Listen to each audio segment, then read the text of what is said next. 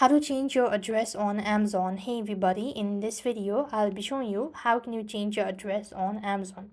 So to do this, you first of all open the Amazon application and log in.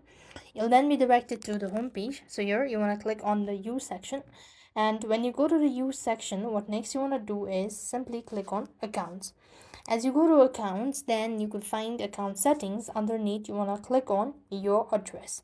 So as you click on your address, you could find your current. You could then click on add a new address, after which you want to make sure to go ahead and follow these on-screen prompt.